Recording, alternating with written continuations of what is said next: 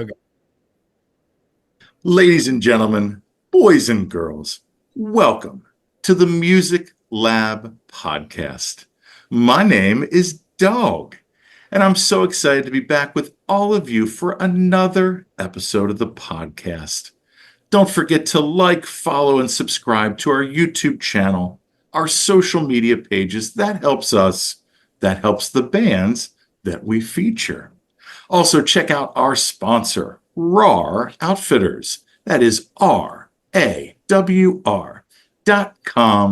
Don't just wear RAR.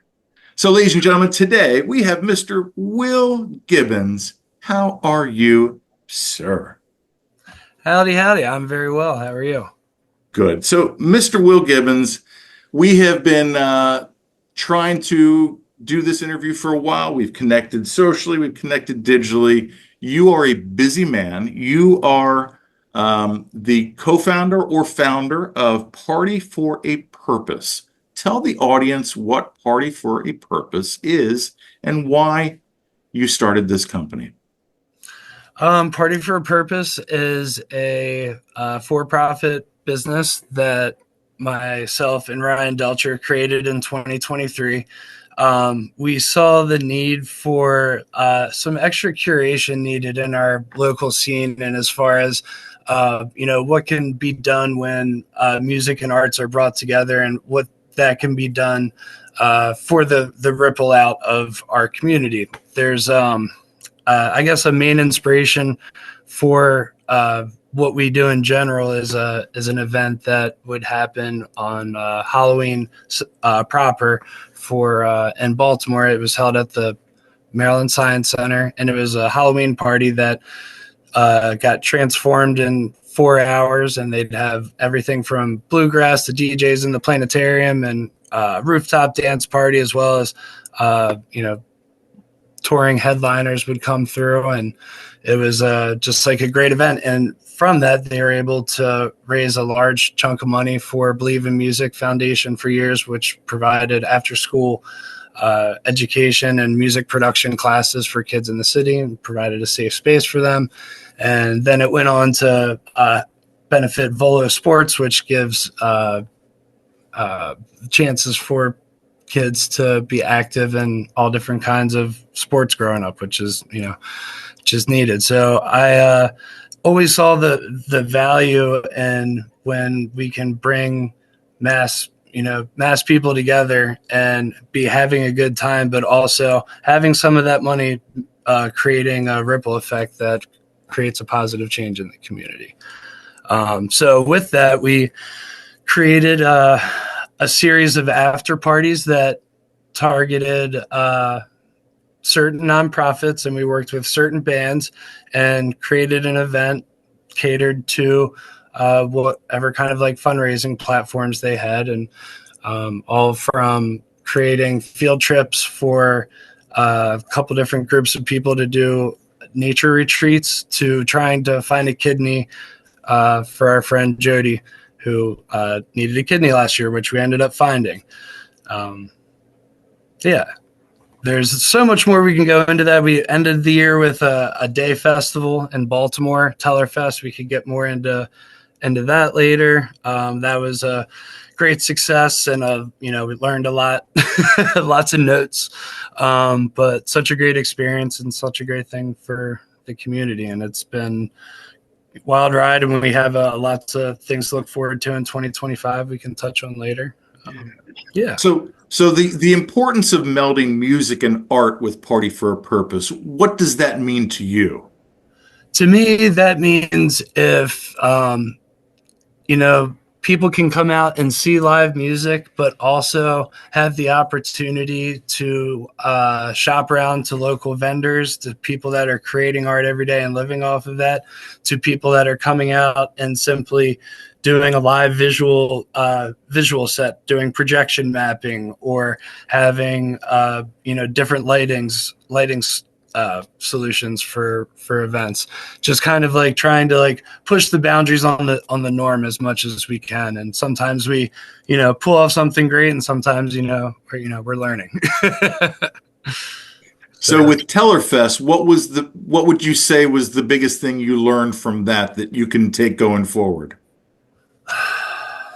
I guess it's I think consistent communication within the team and basically that's it. I think consistent communication and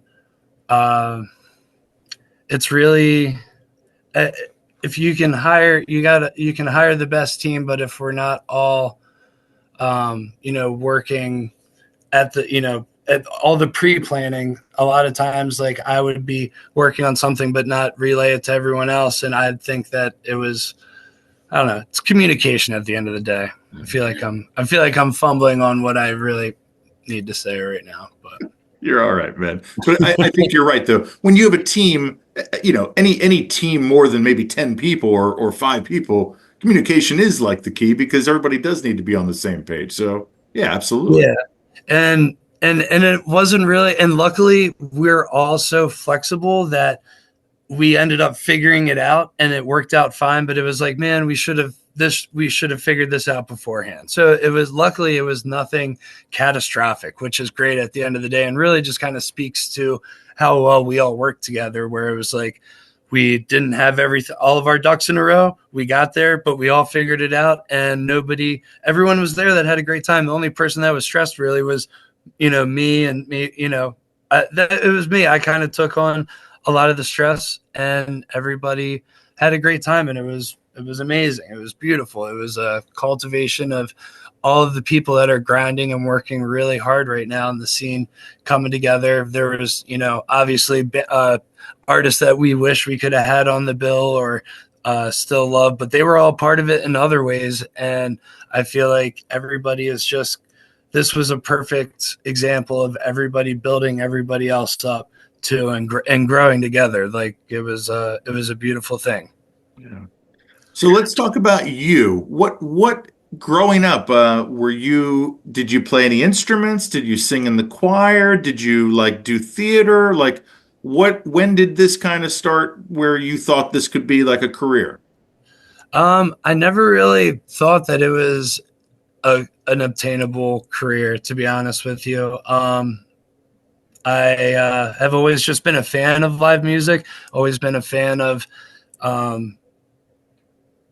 kind of like the behind the scenes production of everything. And once I was kind of given the opportunity to work for a production house in Baltimore, I quickly saw what I didn't want to do, what I know that I needed to learn, but what I don't want to be a sound guy, I don't want to be a lighting guy, but I took interest in learning how all of it works, because I think it's very important to at least have a grasp on like what it takes to put something together when you're asking people to do stuff. And I've just been very blessed to work around amazing people over the years, mainly in like a volunteer capacity or paid for show up that day, or maybe have a week of pre-planning. I would do with a couple events, but it was mainly like show up after it was all done. But I really really wanted to try and make an impact where it just kind of wasn't happening locally anymore. And I felt like I had I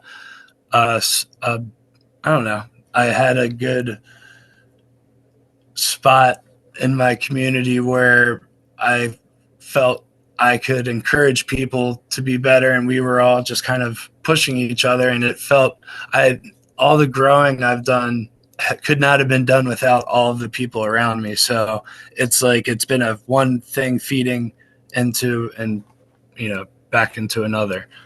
I feel like I'm rambling now. No, you're fine. So do you feel like then it was like a moment or an event that kind of triggered it, or was it like talking to someone, or was it someone that kind of got you into the door? Or well, I guess we could go back to 2020. I worked construction my whole life in different fields, but in 2020 I went out with back issues, and the pandemic had shut everything down, and everybody that was in the in the scene that was like established promoters couldn't in good conscience throw any events because of the optics of what it would look like. And I was dead set on like, keeping music alive. I was like partying a lot. I was out on disability and I was running pretty high, and I was adamant to, bring live music back during the pandemic. And I went in the whole, like, 15 grand on a private party 2-day camp out event where I, had a laundry list of people out and had a whole house laser mapped and, a whole production. It was, way above what was needed. But that kind of was my first dive into, okay, I want to try this. And I thought really at that point that the whole world, like, we didn't know if anything was going to come back to normal. So I thought the new norm was going to be being a company that could come throw an event at your house, at your property, wherever you had space to do it and felt safe doing it. We felt safe bringing the bands and bringing all of it and following the protocol to create these small intimate events. So that's initially where it started from. And we were like, and from this, we can be raising money for, charities while we're doing it. And, people, it feels good to party for a purpose. So like, that's what we'll do. But then soon enough, the world opened up. That event had put me in the hole, and I kind of took some time off to reevaluate my mental health and get everybody paid back. I paid back everyone involved within a year of that. And then it took a little while for me to get the confidence to want to start doing stuff again. And in early 2023, we put Party for a Purpose. Ryan Delcher and I put Party for a Purpose into an LLC, and then just kind of started coming up with some concepts. And before we knew it, we were throwing our first after party at True Chesapeake. And we were raising funds and doing a instrument drive for the Widespread Hope Foundation. And we had a local band, Utsi, come out with a laundry list of local artists. It was an after party for an Andy Frasco show. And that was a good time. And that was kind of like the kickoff of us going in and setting up a production in a swanky oyster house with 2 hours. Dinner ends at 9, and then we loaded in quick, set everything up, broke it down. We had 150 people come through the door. The place, everything was great. So and then that kind of just like sparked us continuing to do that with the idea of working with the community to kind of help create different spaces other than just standard venues. I feel like these days there needs to be something more than just going out to see live music or just going to some workshops. Like why isn't there more social hour activities like prior to shows? Maybe people will stop talking so much during the music if there's like something cool enticing people to come out a little early and be social and be interactive, meet new people, or learn something about a good cause that somebody's working on. It just it's something that I think is good all around. And especially I think some of the compliments that I've enjoyed the most about is people feeling like they have a safe space to be, and like the people that we all surround ourselves with are people that people can feel safe with. And that makes me really happy. So I have a pet peeve about going to concerts, and I want to know yours as well. Is the people that always take cameras out or conversations during concerts? Which one bothers you more? Conversations, 100%.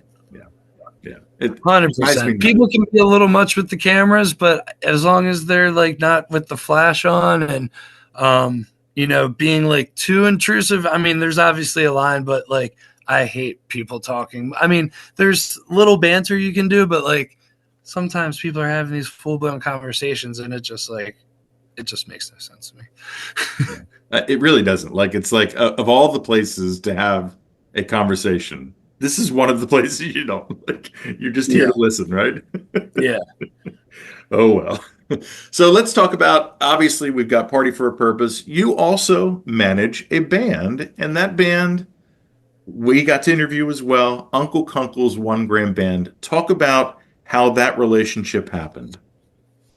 That relationship happened through two kind of different worlds. One of which the now keyboard player Jeff Roden kind of put in my ear that he was playing with a new project he played with, or was still in Diamond Canopy, and was like, "Hey man, I'm playing with these guys that just moved back to Baltimore. They're really good." It's like, all right, cool. And simultaneously, I was working with Sam Cochran on just kind of helping him with the first Tellerfest that was held at Pools Island Brewery. And I just was always, looking up to Sam's work ethic and him grinding out. And he had been kind of cultivating this little scene, and I was trying to give him some experience from my years in the biz, and ended up coming in and meeting a bunch of really great people that day. I think I met Natalie Brooke the first time that day. But I got to see Uncle Kunkel. They did two sets. They did a daytime set, which was really great, but it was the second set inside. I think they were covering 2001 and had like the whole room just locked in. And I was like, man, they really got something there. And it was funny. Groovy wasn't in the band, but he was there and ended up hopping on percussion. So like they actually all played together at that first Tellerfest, but it took another year or 8 months or so for Groovy to come on officially. And so that was, well, after that performance, I think it was even a couple weeks after that, I reached out to Jeff and was like, is anybody helping with you guys booking? Cause that was really great.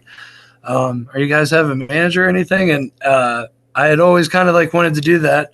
I thought, I don't have musical abilities, but I kind of like have a good grasp on, what people like. And I have some business sense, and I've been sidestepped to a lot of projects over the years, and, heard a lot of stuff of what works, what doesn't work. And I was like, you know what, this would be really cool. I think I believe in these guys could really, really do something. And it started out like, you're not paying me anything. We're just going to work together and try and get you guys booked and build the brand and get good shows booked. And, we'll work out money once you guys are actually happy with what I'm doing. So it took a while before, that even became a thing. But I think that if I was going to give any advice to anybody on like being a manager, is like, it can't be it can't be about the money if it's a startup passion project, or even one that's kind of established. There's, it's a labor of love, because, at the end of the day, there is money involved, but there's, that time, the time that you spend, if you're doing a good job, invested in whoever you're working with. Like, I've had multiple bands ask for management, and I can't commit to giving anybody what I give Kunkel, because I have like a special love for them. And, not that I don't love all of the artists around me, but I physically can't give the brain space. And I realized that I thought I could, and there was a couple things I took on, but then had to reevaluate. And that was part of the learning experience of like not taking on too much stuff. And that's a thing I'm going to have to be even more mindful of going into 2025, of all of the different projects. Like, this year has been a very, very busy, super blessed year as far as opportunities and things that have happened for everyone around me. But, it's December coming into Christmas, and I'm just kind of landing after a wild summer and fall of kind of nonstop, all awesome shit happening. But it is like, it leaves you tired. So I want to hear about, did you get to experience Billy with Chris on the Halloween shows?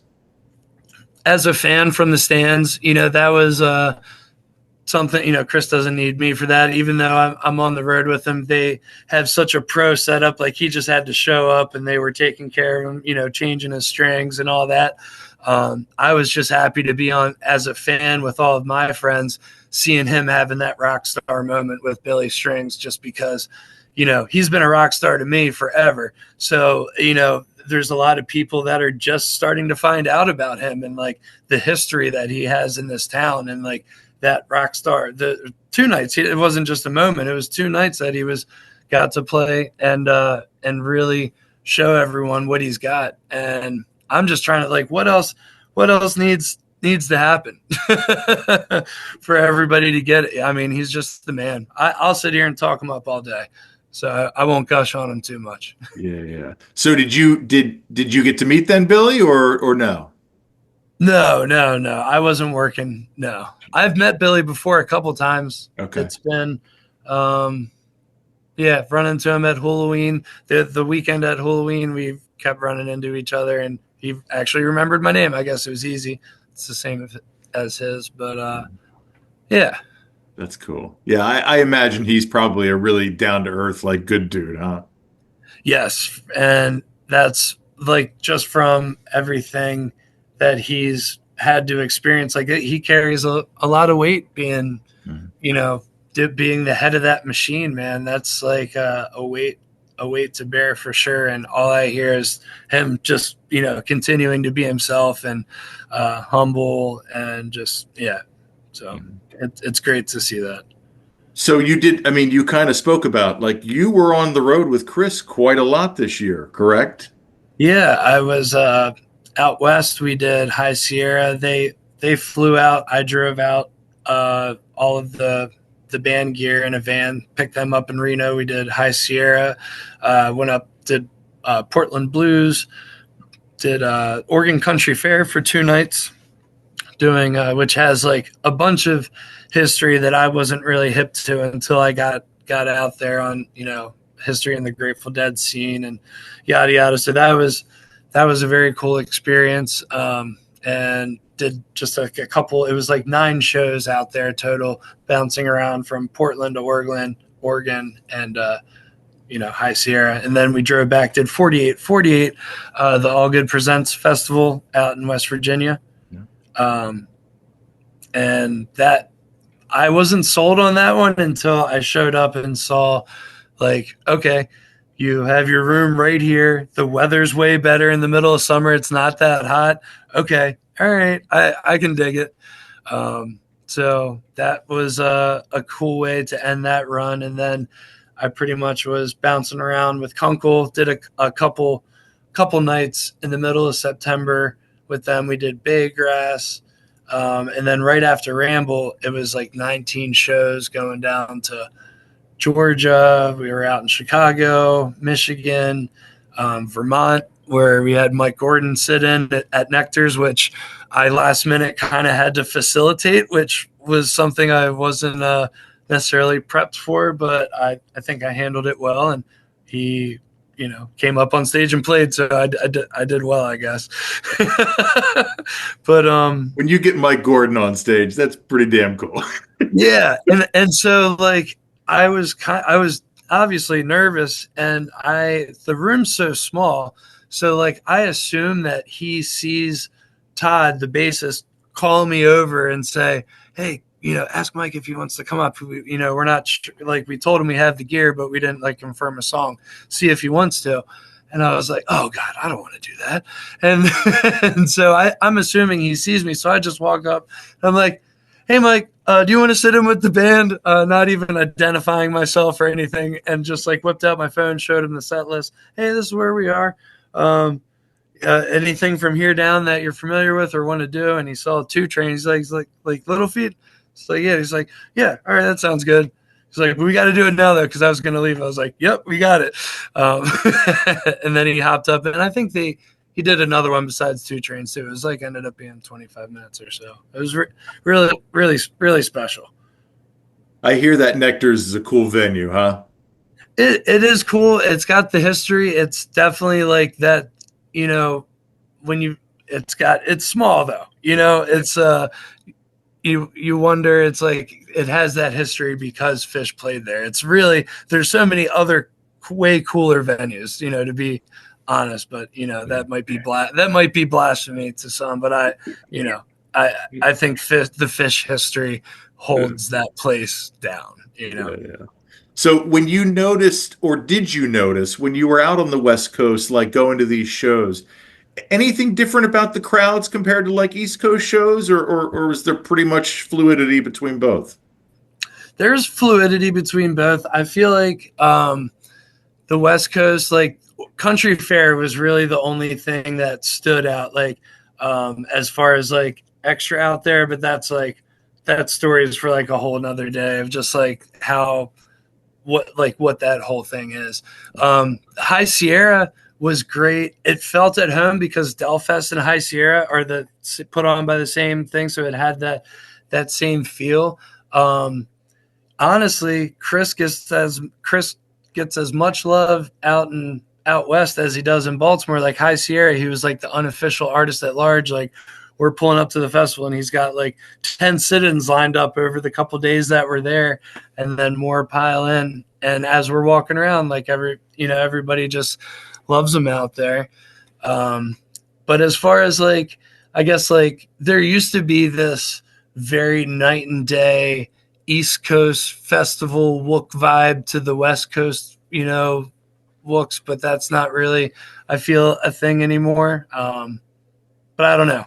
Yeah, that's interesting. Huh. Yeah. Yeah, I've only visited California. I've been to Las Vegas, but that's the extent of like my West Coast. I haven't really done Oregon or Washington State.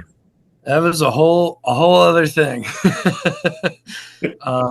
Like they have like camps that host assisted suicide because it's legal there. So it's more than a festival. It's like a thing people have in their hearts where they choose to go die there. It's like that real.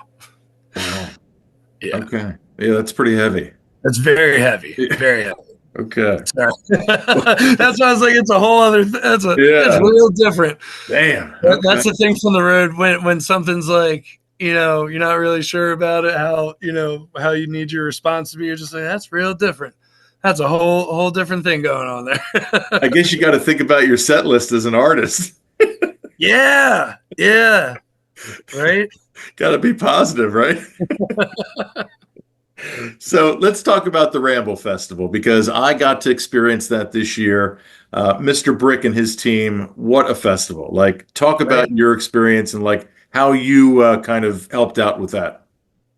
My experience with that has been one of my favorite over the last couple of years. Like we, I don't know, you asked me earlier, I think before we were recording, of like what most successful year is. I'll have different levels of success. And even in that first year when I came on and brought in the street team and kind of helped Brick lock in with the local network and really seeing what he was able to orchestrate in just a first year festival was beautiful. And being a part of that team and being the nonprofit and charity liaison and the street team leader were my main roles.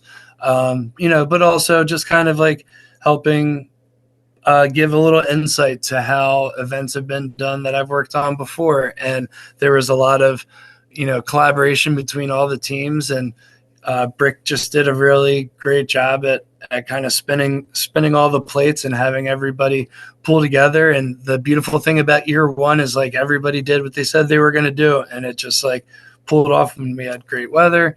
And that has, slowly evolved into, feeling it's like the Ramble fam is real, and, what we've created is something bigger than ourselves. So just being a part of bringing it's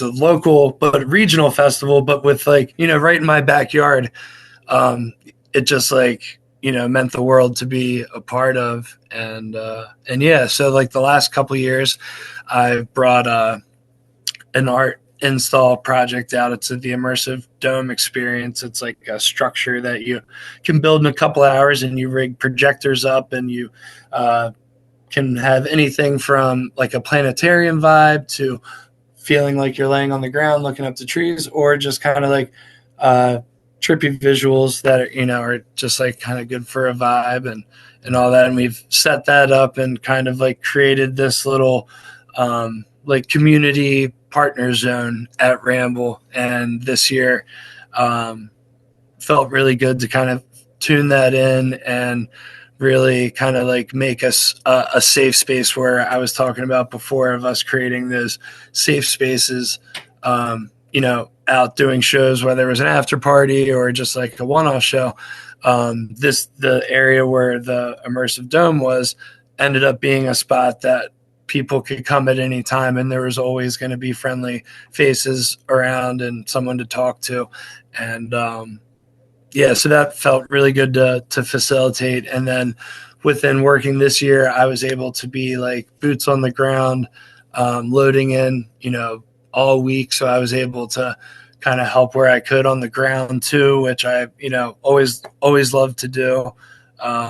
So just being there to see it, fully rise from the beginning of the week to the end was really great. And this year's team especially really kicked ass. And it was a beautiful thing. And we're looking forward. Before I hopped on here with you, I was talking to Brick about stuff for next year already, and the planning's already begun. So yeah, it's funny too, because the campground is almost the star, and like everything else is just kind of like icing on the cake. Do you kind of feel that way too? Yeah, there's already a vibe there. Mm-hmm. Like, and then Lindsay Jameson and her team come in, deco the place out and vibe it out to it. Just every year they've continually gotten better, and this year Lindsay was so locked in. Everything was up early, and just everything just can't say enough good things about the art team at Ramble. Like, they really, I don't know, they make that, because I've been to other events there. Not everybody does it like Ramble. They put that extra love into the place and making it feel extra homey. Yeah. Well, the two things that really what I got from it was the vibe. It was just an amazing vibe. You felt it right away. The other thing was, I really liked the idea of the campfire jams, because when you're not ready to end the night, if you didn't want to do the super jams or the late night jams, it was really nice to be able to just sit by that fire, listen to a bunch of people busk. And then the barn itself, like, that really was kind of the star, because like to be able to sit and watch those late night jams in that barn, in that setting, it was really awesome. Yeah, no, and the late nights were even better this year. They pushed them longer, and they brought in some more genre-bending Jamtronica acts that I've been kind of like, the Solar Circuit being there this year was like, made me happy. I've been pushing them since the beginning. It felt really good to see them be so well received and crush their set. I don't know. Were you able to catch them by chance? Yeah, I only saw the first 45 minutes of their set. Okay. That was a long day. Yeah, no, I feel you, man. That was a long weekend. Yeah. So was that then the set that really kind of blew you away? Was their set, or was there any other band that you really kind of? I'm trying to think. Like, everybody, I had all the music I was able to go see, I had great moments at. I didn't really get to see one full set of anything besides Kunkel. And even then, I think I ran somewhere to go do something for somebody. So yeah, like, it was just all around. I don't know. I got to pop into Natalie Brooks' set in the morning. Like, I was on my way to do something, but I took 10 minutes, went in and just vibe, danced around for a little bit, and then went about my day. That was kind of how I had to enjoy it. But I was just, it's just kind of what happens when you're wearing a bunch of hats, and, people will come up to me asking for help on something. Necessarily isn't my job, but I can help them and figure it out faster than tracking down whoever it is and doing all that. So it's just kind of in my nature to help, and that's just how festivals go for me a lot of the times. I'm just kind of get into service mode, whether I'm whether it's my gig or not. So you born and raised in Baltimore then? Yeah, Catonsville to Bel Air. Yeah. When I was 3, and kind of been in Harford County, 45 minutes north of Baltimore. My whole life pretty much. Gotcha. So, what is it about the scene currently in Baltimore, music-wise, that really gets you excited?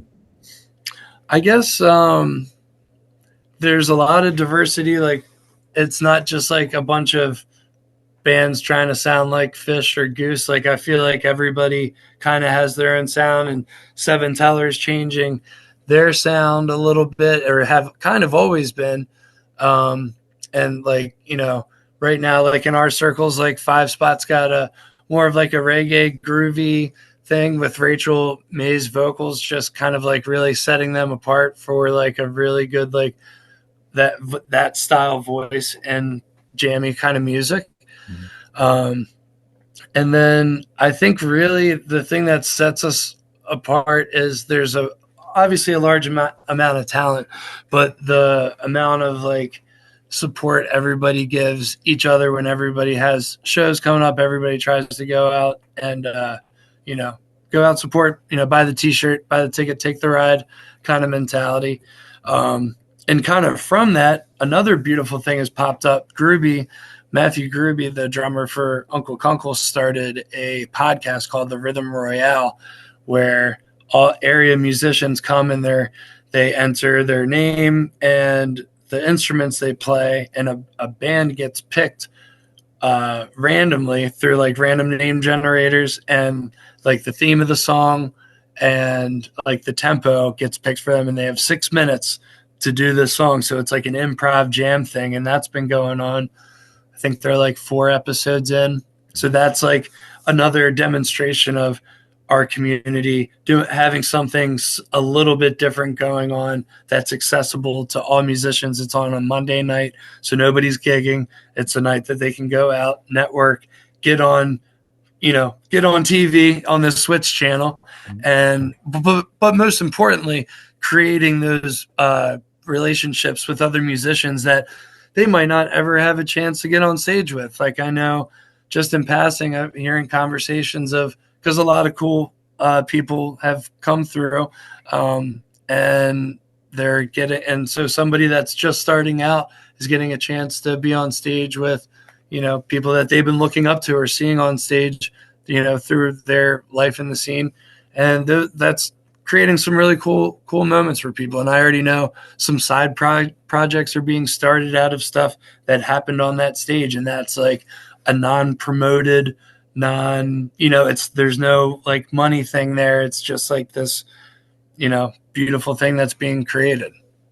So talk about the Watermelon Room, where they're doing that at. Yeah. So the Watermelon Room, it's Garrett over there. He's started it as a recording studio, and the space he had done some events there, but had a stage area that you could hold like 75 people standing, and like a nice stage to put lights up. And Matt Gruby rigged a bunch of cameras up, and Uncle Kunkel actually recorded their EP there in front of about 30 to 40 people each night of like close friends and family.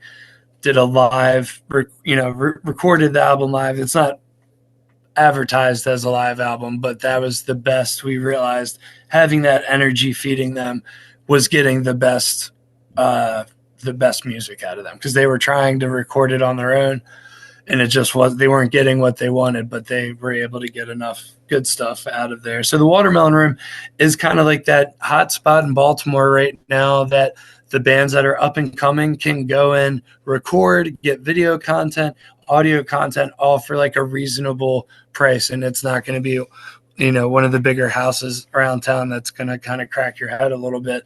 They're wanting to work and grow with people. And, so that, short plug for the Watermelon Room. Anybody in the DMV needs recording, video or audio, holler at them.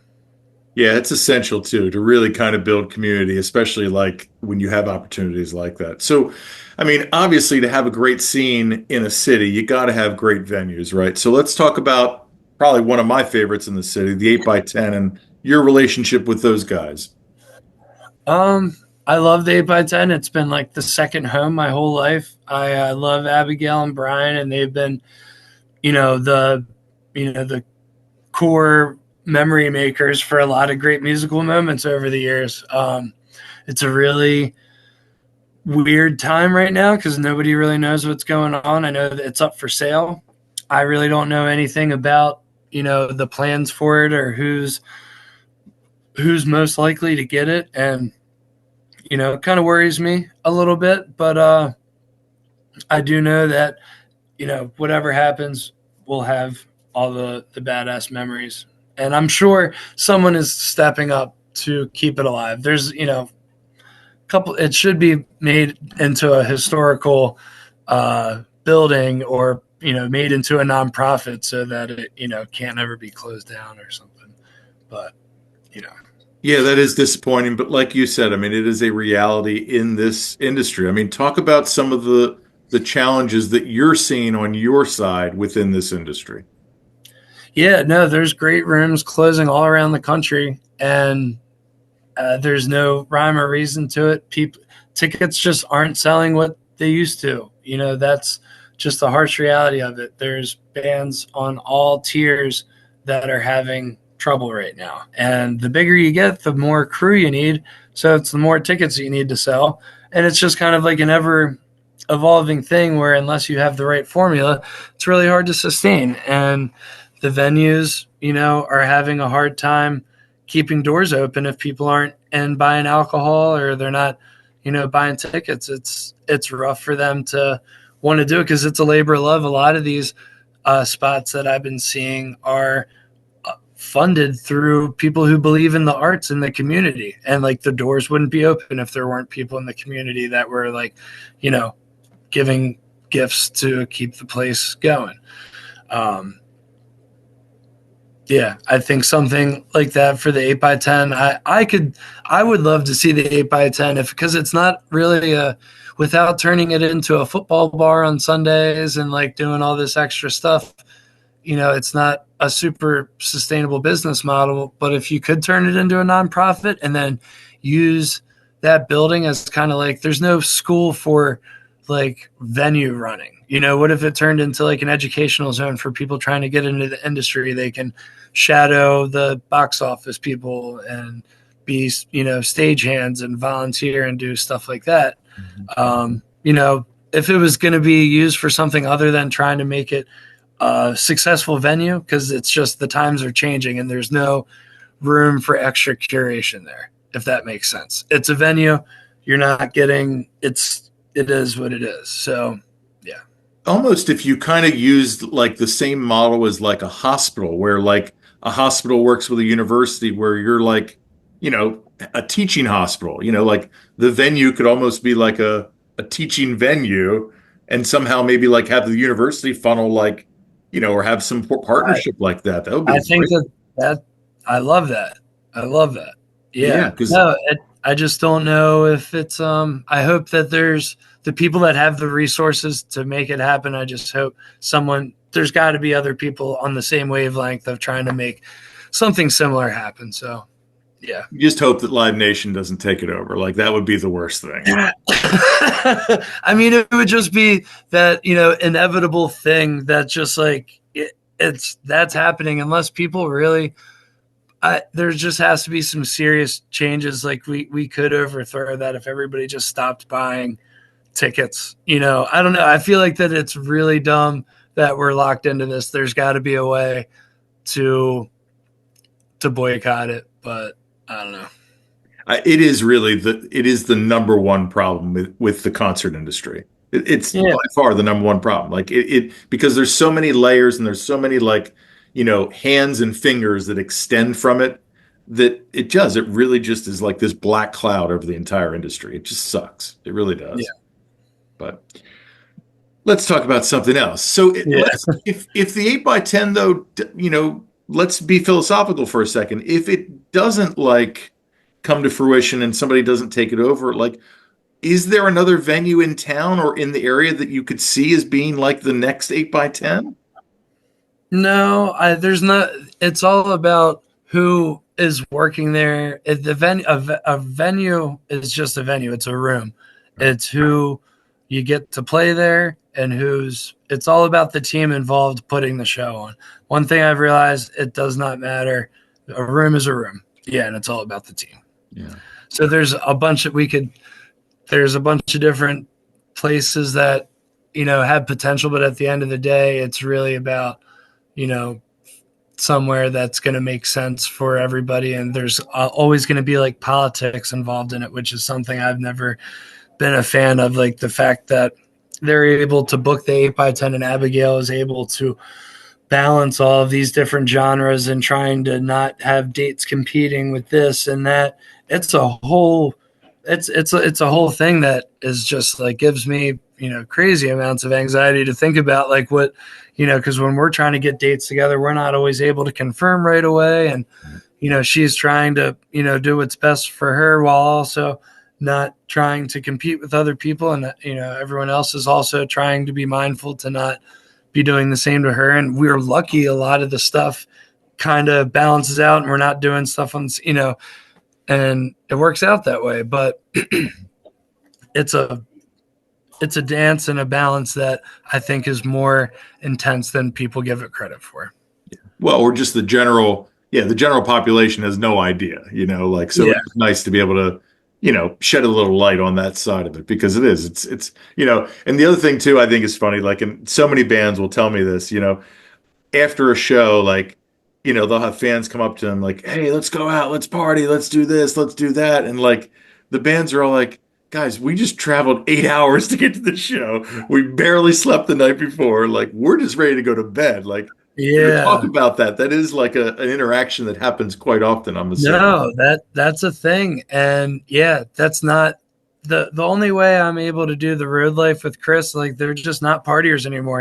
We go do the gig, we're maybe getting some ice cream and going to the hotel. A lot of times we're not even staying in the same city that we're playing in because we're trying to get 3 hours closer to where we got to go tomorrow. So we'd rather wake up halfway there than, so it's not like the rock star life that everybody, thinks it is with the parties. And if you are doing that, you're going to find yourself wearing yourself out and not giving your best and making bad impressions on people. And that's it at the end of the day. Like, you might think it's all fun and games, but really, like, people remember that stuff and they kind of, everybody wants to hold you to a higher standard at times. So it's like you got to almost be on extra good behavior.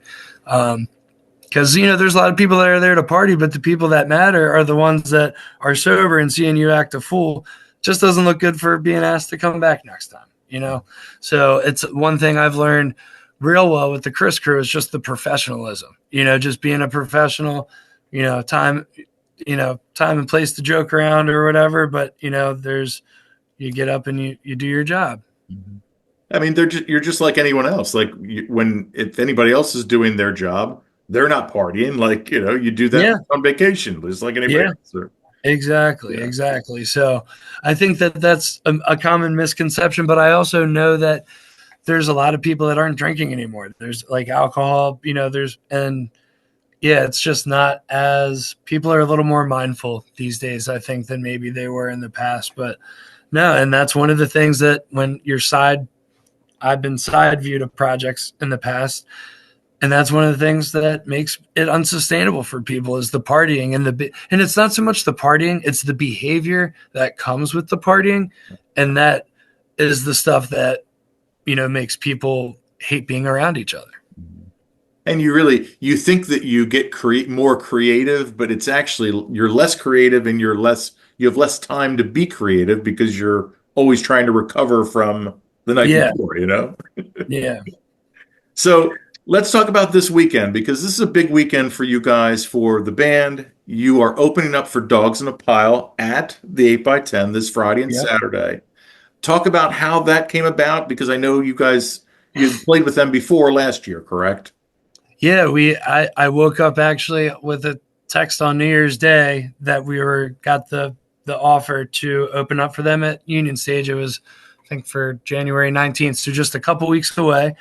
And we got announced, everyone got excited. The show sold out a couple weeks ahead of time, so we were, feeling good, like, I think we maybe helped them sell it out. And they came and did their show, and they played right to their time slot. They didn't play over, showed up, did the job, and did the thing. I think we even got there early and helped out with some gear. Like, they had forgotten something and our guys were there to help them. So I think that was a good bonding for them. And then they're all in that same boat of like, they're all musicians and hard workers, and they're not, they like to have fun, but they're not really partiers. And they got to see kind of what I saw a couple years prior, seeing them work really hard and just being there, being pros, doing the damn thing.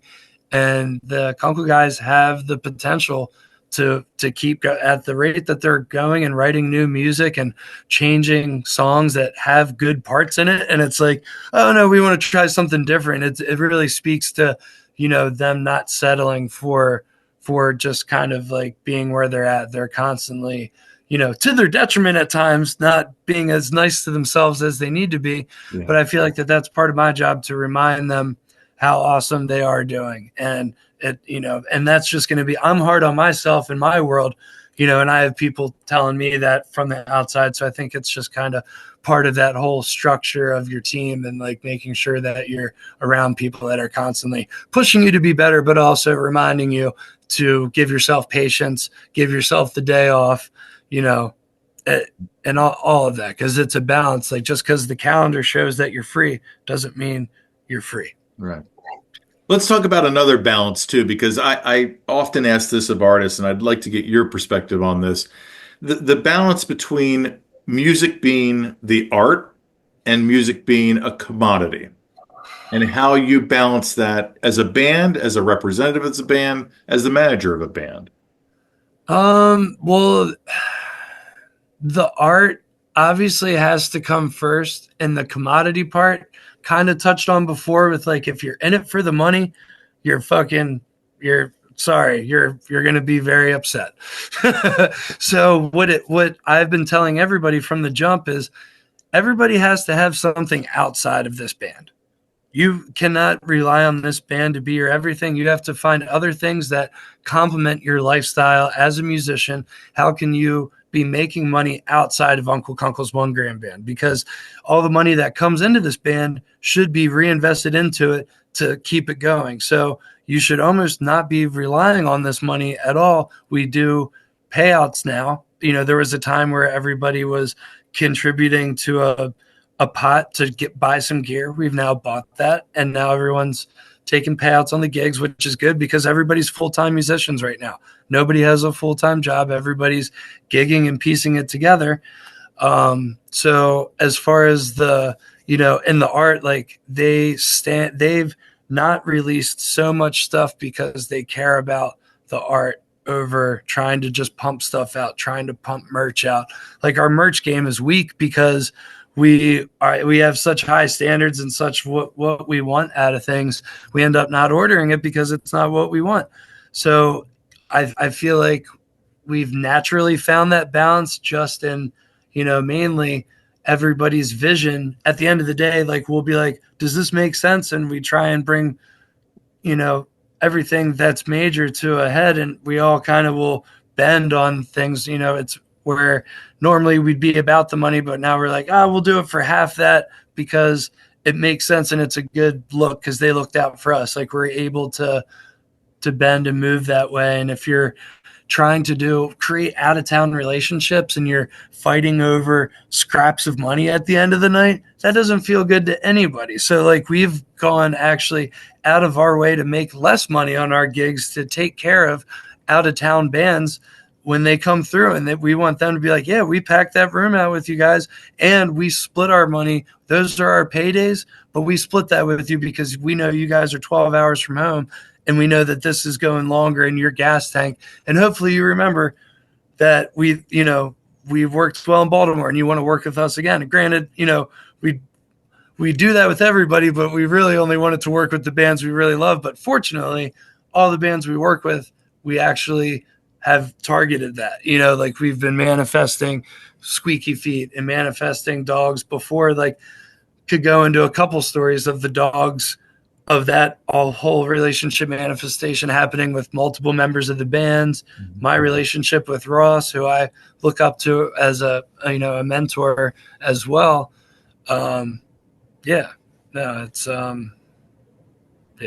Did you get any then good connections from Ramble Festival then for Uncle Kunkel, like with any bands? I think that but everybody, like, there's always those connections, and everyone's like, oh, we hit off with this person. But at the end of the day, it's all about the agents battling it out. Yeah. And that's all I'll really say on that. It's like, the bands can be friends as much as they want to. It's got to make sense. And there's been a bunch of things we've almost done with a couple artists, but it's like just hasn't made sense yet. And it will, but the seeds have been planted. And, Luke working with Natalie Brooke and going on the road with her, that's been huge for him and our brand. We've had to turn down a lot of stuff because it conflicted with already confirmed Natalie stuff, but I have faith in that the opportunities, like they come around. And when you work with people like we've gotten past opportunities that other bands were offered, but they couldn't take for whatever reason.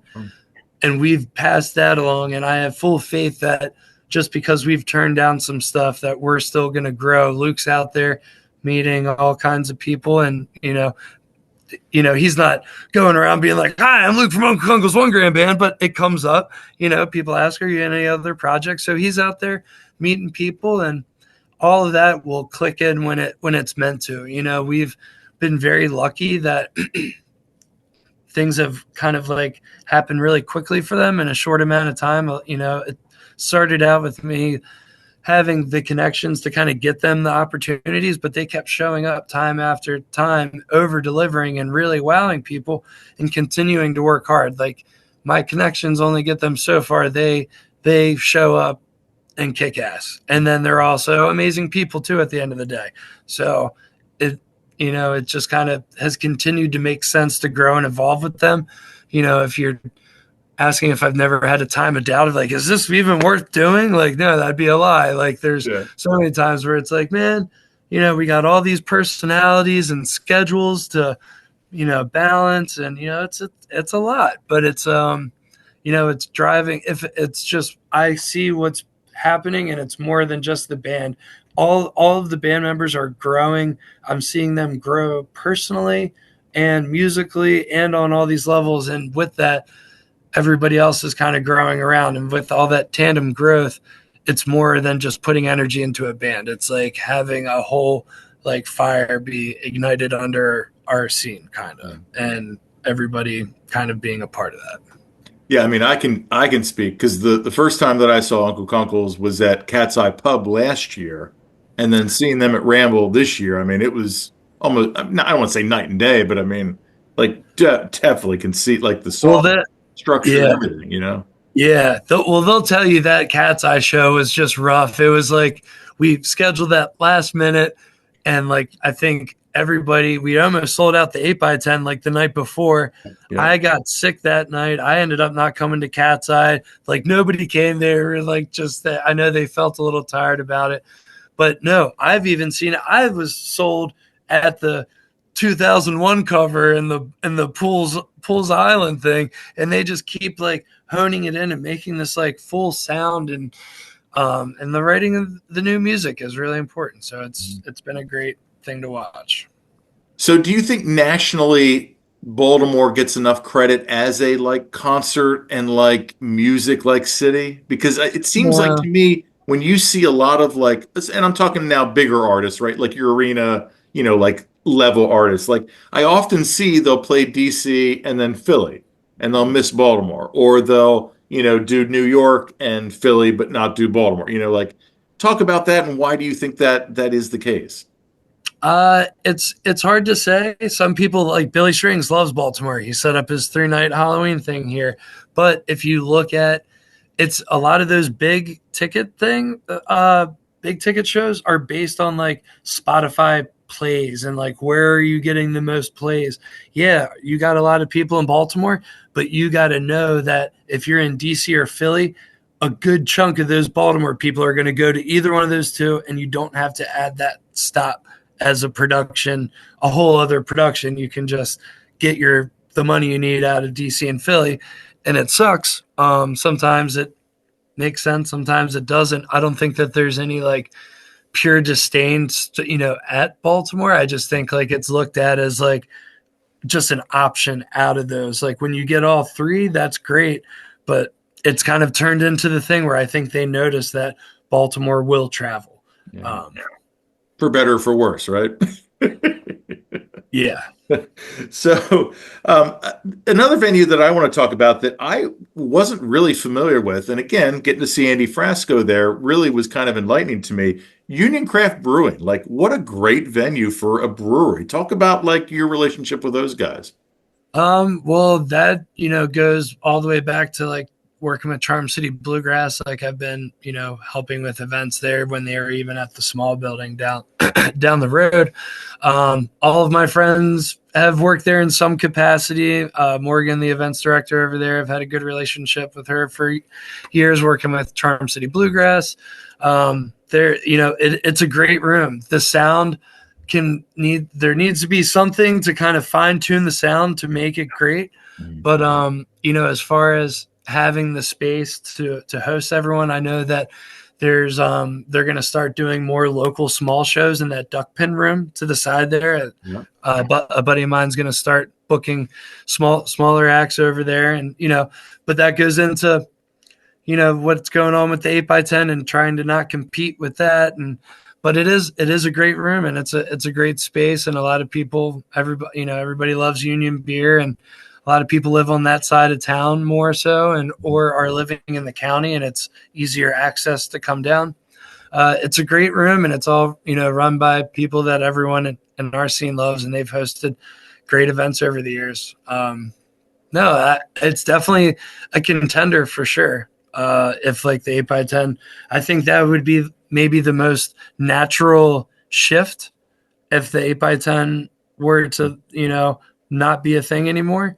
But there's also the Wrecker, but that's not in the city. That's, outside. But there's a couple of smaller places around. The Zen West does a lot of stuff.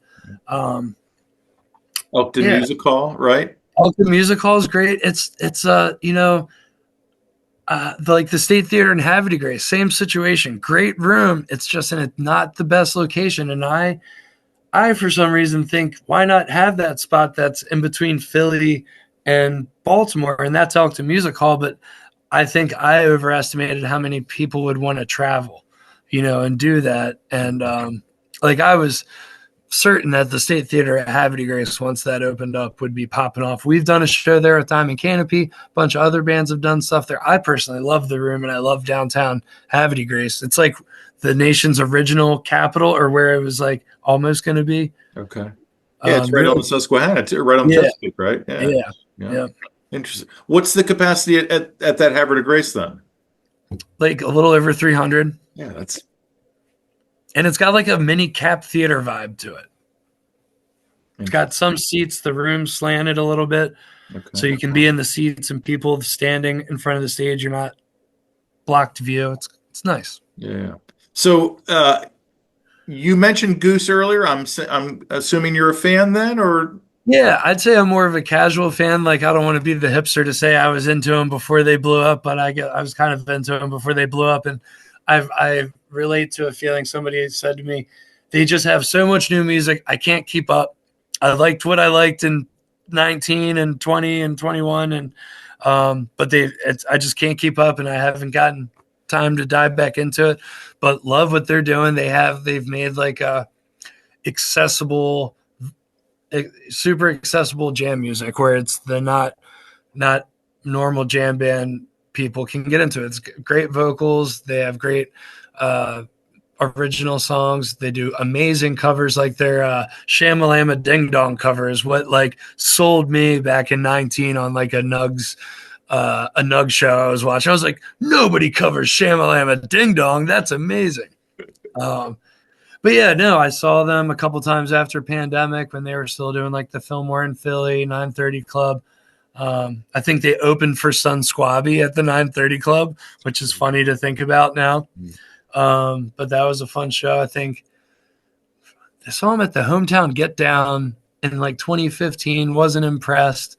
They opened up for somebody at the Chameleon Club in Lancaster. Wow. Yeah. That's my hometown, brother. Yeah. And I'm trying to think who that was. Oh, Spafford. They opened up for Spafford at the Chameleon Club.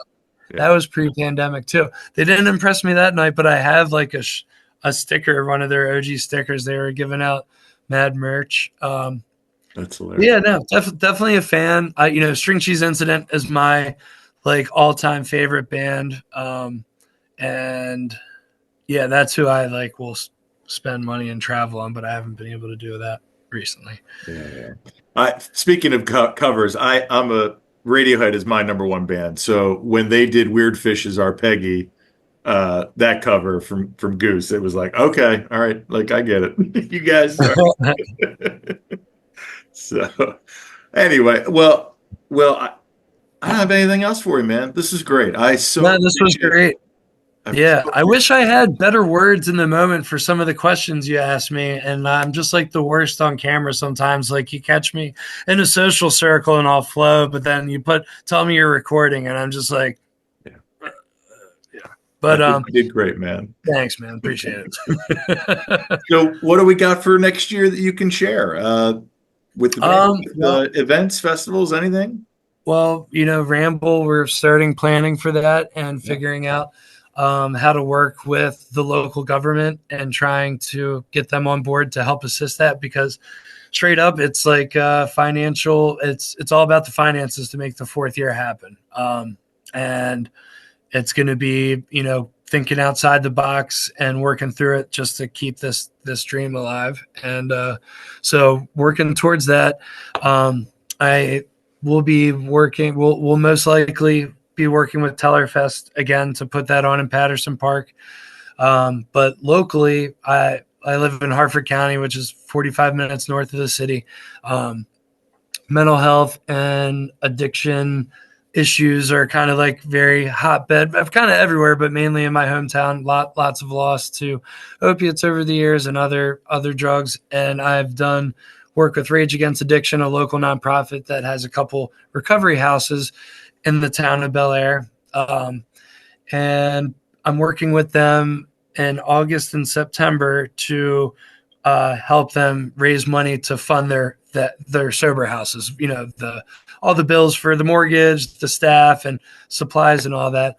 So we're going to be hosting. We're going to be bringing back to life the Emily Evans Concert for Hope, which Ryan Delcher, my Party for a Purpose partner, is on the board of. It's his family's foundation that threw a benefit concert for the last couple of years in Bel Air. They took a year or two off, and we're going to bring it back this year and have Rage be the main beneficiary, while also working with a male, because Rage Against Addiction is a female-based program, but we're also going to be working. There's no male-based recovery nonprofit doing work, and we're not going to be creating a new one, but we're going to be tapping in and helping the male community as well. So we're going to be almost doing like a 2-month-long residency in the town of Bel Air, where we're partnering with local businesses to raise funds through either having singer-songwriters out at a restaurant, and some of your percentage goes to the goal that we're trying to meet. So had some meetings with the county already about working with Ramble and working with us on this project. So it's going to be very cool to be able to make an impact in my own backyard and work a little locally. I also just applied for a job with the community college as like an events coordinator there. So I think that I did a good job this year of, making it work on my own and gigging out, but I think that I got locked in enough where I could go back to working a job with some flexibility to kind of help pay the bills and kind of keep the train rolling, but also have it be sustainable. Cause I'm out here myself. I don't have family money. I don't have silent partners. It's kind of, we're piecing it together as we're going, and yeah, but it's a beautiful thing. Yeah, man. Well, I love the mission. Keep on. And yeah, best of luck, man. And hopefully we get to meet. Yeah, absolutely. Let's do it again sometime. Hell yeah, brother. Ladies and gentlemen, don't forget to like, follow, and subscribe to our YouTube channel, our social media pages. That helps us. That helps the bands that we feature. Also, check out our sponsor, RAR Outfitters, RAWR, outfitters.com. Don't just wear RAR. And as always, ladies and gentlemen, I've been Dogg. You've been great. This is the Music Lab Podcast. podcast.